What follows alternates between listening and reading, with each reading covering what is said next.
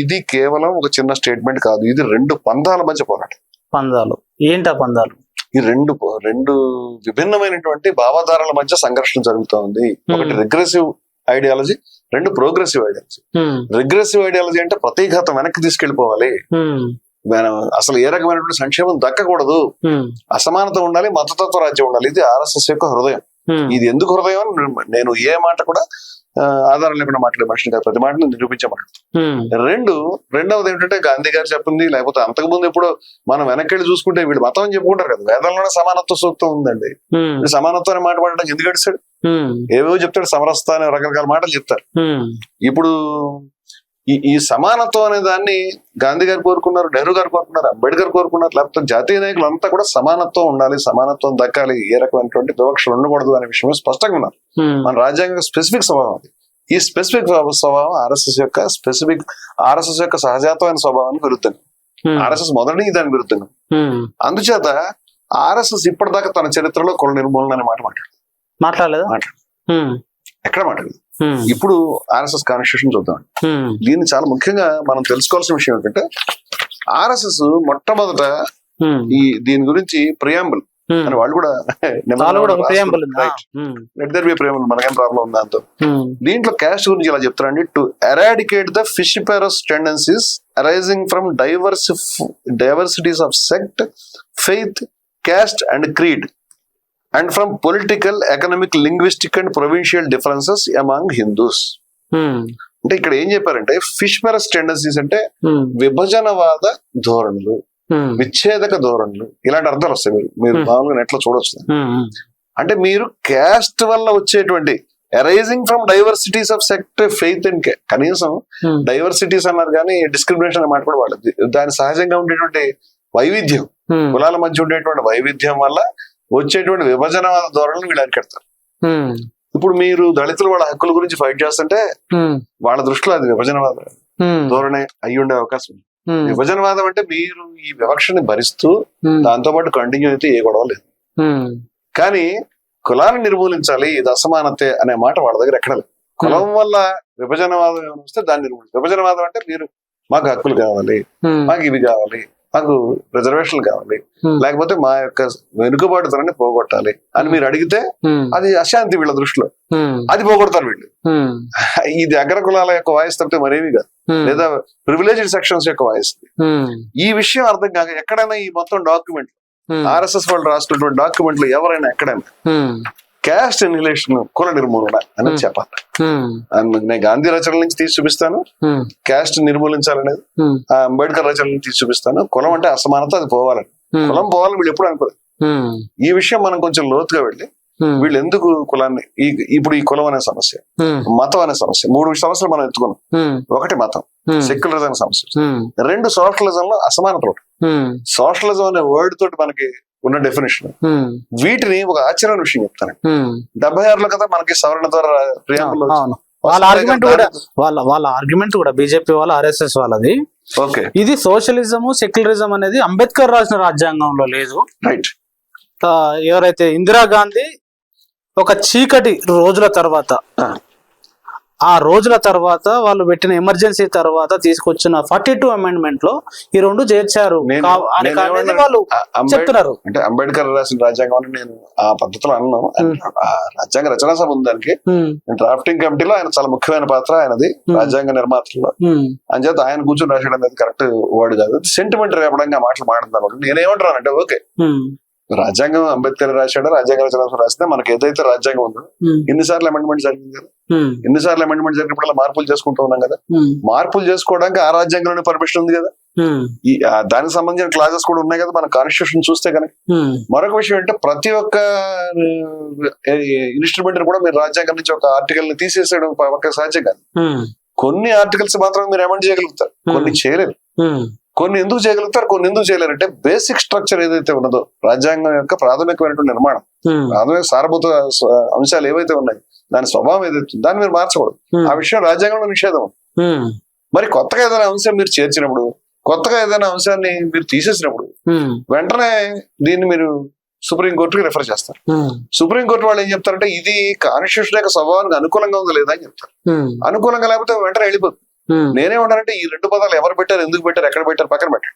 ఇవి రాజ్యాంగం యొక్క సారభూత స్వభావానికి అనుకూలంగా ఉన్నాయా లేదు, ఉన్నాయి అని సుప్రీంకోర్టు వాళ్ళు శుభ్రంగా జడ్జిమెంట్ 2024లో గత ఏడాది అంతకుముందు బొమ్మాయి జడ్జిమెంట్, అంతకుముందు కేశవానంద్ భారతి వాటి అన్నింటిలో కూడా ఈ మాటలు వచ్చినాయి. కానీ ఇంత స్పష్టంగా ఇదే విషయాల మీద సోషలిజం సెక్యులరిజం అనేటువంటి మాటలు తీసేయండి, ఈ మాటలు ఈ టైంలో చేర్చారంటే దాంతో ఏ సంబంధం లేదు. ఇది బేసిక్ నిర్మాణంలో రాజ్యాంగంలో ఉన్నదే, అది ఉన్నదాన్ని వాళ్ళు ప్రియాంబుల్లో చెప్పారు, కొత్త విషయం లేదు.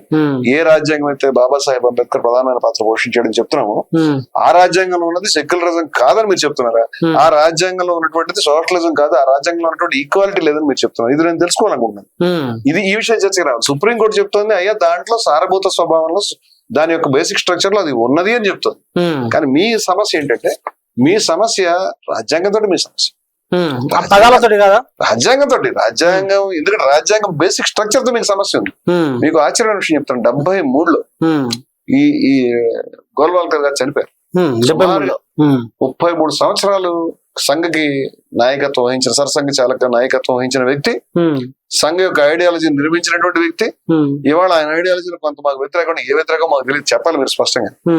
ఆయన ఆశ్చర్యం 76లో ఇది జరిగితే నేను 73లోనే వారు ఏం రాశారో మీకు ఒకసారి నేను చదివిపిస్తానండి. వారు 73లో రాశారు. 73లో చనిపోయారంటే 73 కంటే ముందు రాశారు వారి ప్రసంగాలు. పాంచజన్యం మీకు తెలుసు, బంచ్ ఆఫ్ థాట్స్ మీకు తెలుసు. ఎవరికైనా అనువాద సమస్యలు ఉంటే మనం ఇంగ్లీష్ లో కూడా చదివిపించుకోవచ్చు కావాలంటే. ఈ పేజీ తీసి దీంట్లో ఏముందో మనం చూద్దామంటే ఇలా చెప్తున్నారండి. ఏమనంటే ఇది నేను బంచ్ ఆఫ్ థాట్స్ చదివిపిస్తున్నాను. మన రాజ్యాంగంలో లౌకికం అనే మాట ఎక్కడ ఆగుపడదు. అటువంటప్పుడు ఆ మాటను రాజ్యాంగంలో కొత్తగా ఇరికిస్తే ప్రక్షిప్తం కిందే లెక్క. రాజ్యాంగం పైన అందులో లేని దాన్ని ఆరోపించడమే. 76లో ఈ విషయం చేరిస్తే 73లో చనిపోయిన మనిషి బహుశా 60లో మాట్లాడిన మాటల్లో ప్రసంగాలు ఇవన్నీ కూడా, లేకపోతే 73 గంటల ముందు అట్లీస్ట్. అప్పటి నుంచి మీకు ఇంత బాధ ఏమిటి, ఇంత ఆందోళన ఏమిటి అంటే సెక్యులరిజం అనే మాట మీకు పడదు. ఎందుకు పడదు? మరి ఏం కోరుకుంటున్నారు? ఎందుకు పడదు? ఎందుకు కోరుకుంటారంటే వాళ్ళు మతతత్వ రాజ్యాన్ని కోరుకుంటారు.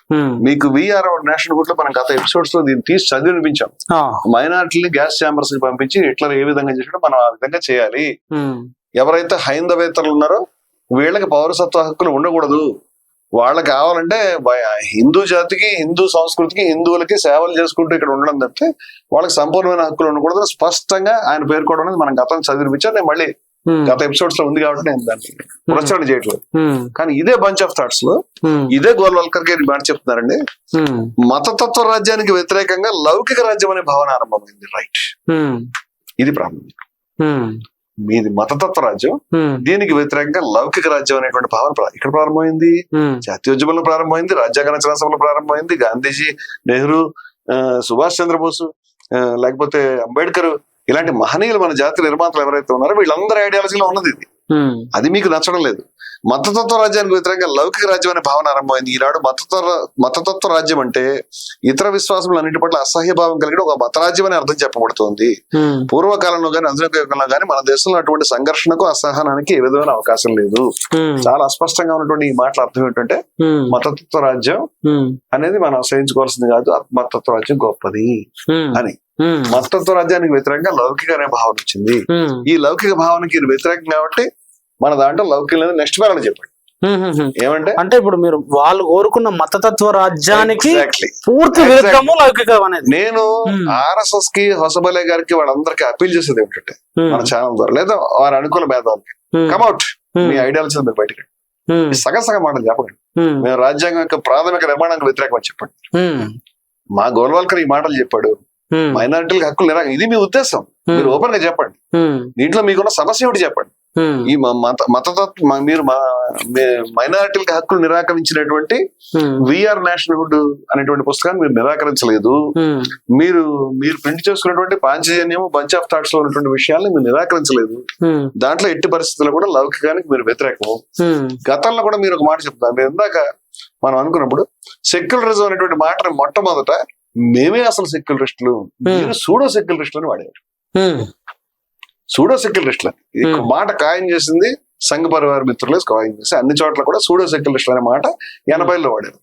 90లో 2000 వచ్చి 30-40 ఏళ్ళు గడిచిన తర్వాత ఈ పదం అయిన తర్వాత ఇప్పుడు సెక్యులర్ మాట డైరెక్ట్ తింట మొదలు పెట్టారు. మీరే అన్నారు మేము సూడో సెక్యులరిస్ట్, మీరు సెక్యులరిస్ట్ మీరు చెప్పుకున్నారుగా, అట్లాంటప్పుడు తిట్టడం ఎందుకు దాన్ని? మేము సెక్యులరిస్ట్ అనే మాట రాదా? ఇప్పుడు వాళ్ళ యొక్క ఈ క్రిమికీటకాలలాగా ఈ మొత్తం సంఘ పరివారంలో చిట్టచివరి వరుసలో ఉండేటువంటి వాళ్ళంతా కూడా సెక్యులర్ అనే మాట తిట్టి ఈయన ఇప్పుడు మనకెంత కామెంట్స్ వస్తాయి, ఈయన సెక్యులర్, ఈయన చెక్కలరు, లేకపోతే ఇంకో సిక్, ఇలాంటి దరిద్ర మాటలన్నీ అనుకు తిడుతున్నారు. మరి మొన్నటిదాకా మీరు అన్నది మేము సెక్యులర్, మీరు సూడో సెక్యులర్. ఇప్పుడు అంటే అది నాటకం అనమాట. అంటే మీరు ఈ దశల వారీగా నాటకాలు వేస్తారు. ఎందుకు నాటకాలు? కమ్అట్ ఓపెన్ గా చెప్పండి, మేము మతత్వ రాజ్యాన్ని కోరుకుంటాం, దీనికి చెప్పండి. ఇప్పుడు ఈ మతతత్వ రాజ్యానికి సంబంధించి 1992 డిసెంబర్లో విహెచ్పి, ఇది సంఘ పరివారంలో ముఖ్యమైనటువంటి ధర్మ సంసదలో హిందూ రాజ్యాంగం రూపొందించాలి, మనుస్మృతిలో ఉన్నటువంటి అంశాలతో మీ హిందూ రాజ్యాంగం రూపొందించాలని తీర్మానం ఆమోదించింది. వాస్తవమా కాదు?